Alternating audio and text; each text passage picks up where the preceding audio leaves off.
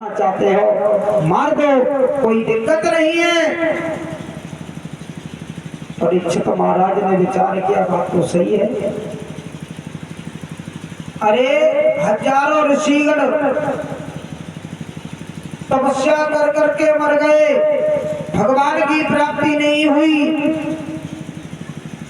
और बताया कर अवगुण कौन से तुम्हारे अंदर के? अवगुण वो है कि हम चाहें तो राजा को भिखारी बना दें और चाहे सत्य को झूठ कर दें और झूठ को सत्य कर दें। समझ आया?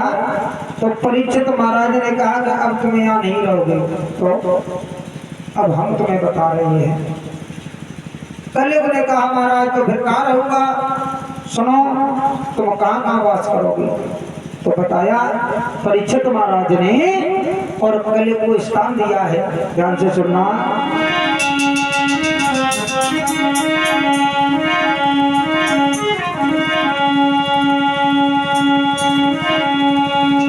कि झूठता चपलता और दारुड़ी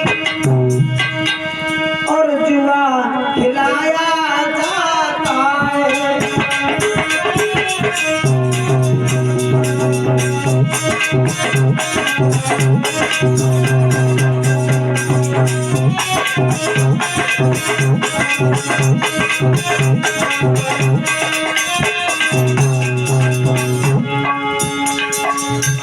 जहाँ इंसान झूठ बोलता हो तुम उस जगह पर बात करो। जहाँ शराब पिलाई जाती हो तुम उस जगह पर बर्बाद करो। जहाँ जुआ खेलता हो तुम वहां जाकर के बात करो।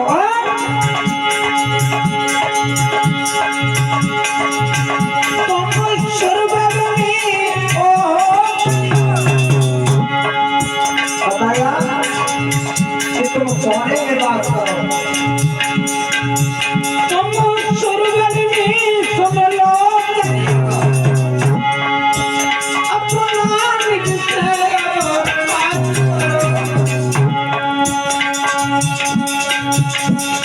थोड़ा धर्म बचाया है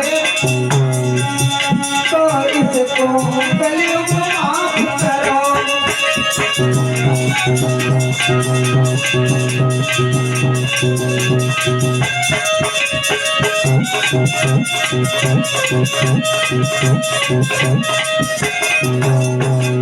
थोड़ा सा धर्म बचा है, इस पर दया करो। और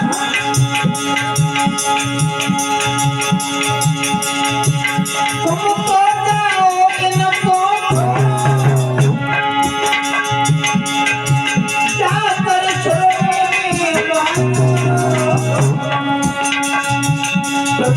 मैया ये रोई रही पर थोड़ा ख्याल करो।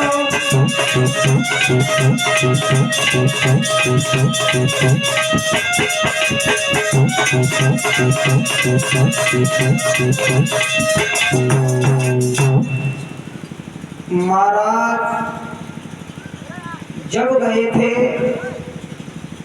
जंगल में घूमने के लिए, तो महाराज के सर पर जो मुकुट लगा हुआ था वो किसका था? सोने का नहीं में जे कहिए किनका मुकुट था? वो सोने का तो था।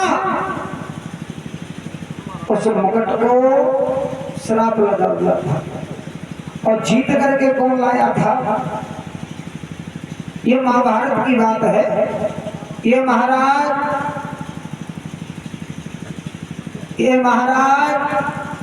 जरासंध के ससुर का मुकुट था। किनका? जरासंध के ससुर का, यानी कंस, जरासंध और उनके वो आते। ये कथा आपने बार बार सुनी होगी, कई बार हर जो व्यास आती, और ये कथा यूट्यूब पर भी देख रहे होंगे आप। ये मुकुट जो था जो मुकुट शतगुणी को भोले ने बनवायो।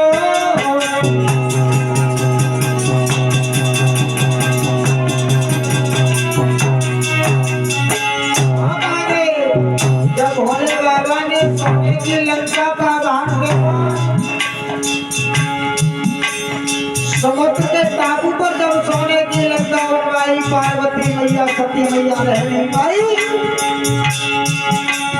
अरे वही मुकुट तो रावण ने, अरे वही मुकुट तो रावण ने, और देवताओं के मायो।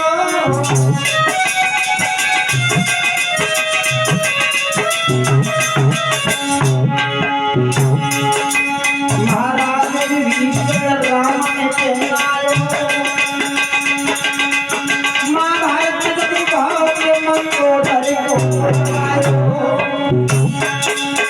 एक बात ध्यान रखना, रावण तो मर गया था। रावण मरने के बाद मंदोदरी कहाँ चली गई थी? मंदोदरी सती को नहीं हुई। मंदोदरी कहाँ थी? भगवान से वरदान प्राप्त था कि आगे चल करके त्रेता में, त्रेता से द्वापर तक जिंदा रहेगी। एक आसमान आदमी जिंदा रहता है। यही महाभारत देखने के लिए मंदोदरी जिंदा थी। त्रेता के दो रूप पक्के हैं, एक जामवंत महाराज जो त्रेता से द्वापर तक रहे, और एक मंदोदरी जो थी जो त्रेता से द्वापर तक जीवित रही। महाराज को मंदोदरी को बुलवायो,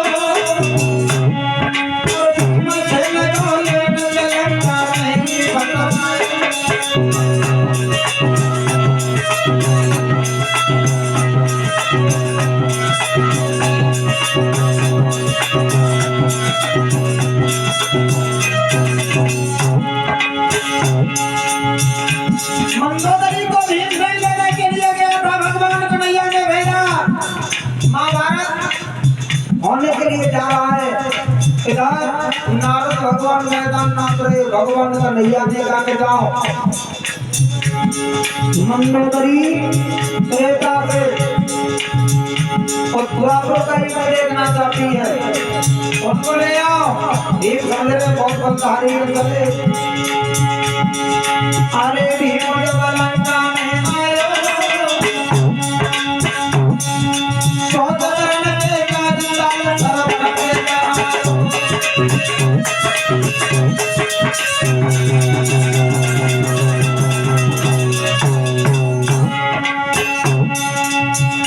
भीमसेन जब लेने गया तो मंदोदरी ने कहा कि ऐसा करो, आप ठहर जाओ, कल हम तुम्हारे साथ चलेंगे।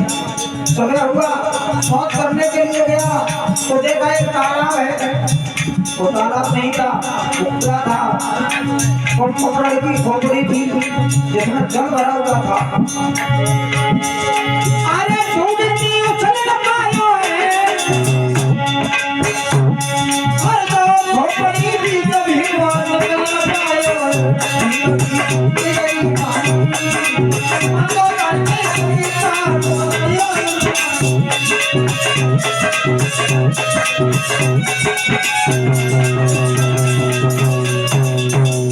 भीम जब मंदोदरी को लेने के लिए गया तो सुबह सोच के लिए गया तो देखा एक तालाब नहीं था, वो पड़िया थी कि उन्मुख लगी, वो उसी में डूब गया।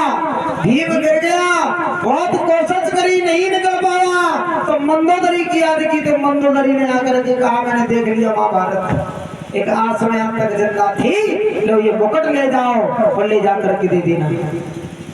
उसी दिन मंदोदरी ने अपने प्राणों को छोड़ा और महाभारत की याद छूट गई। कहा गई क्या वीर है, जाने तो बलधारी मेरे पति मेरे देवर जेठ थे, ये क्या महाभारत मुझे दिखाएंगे।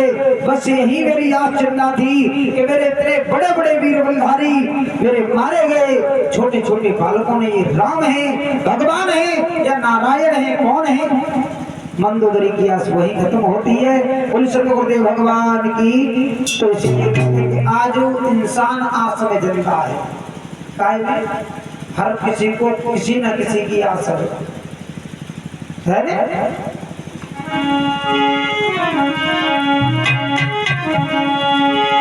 एक दूसरे को आस लगी है या भागवत करा रहे हो देवासन करा रहे हो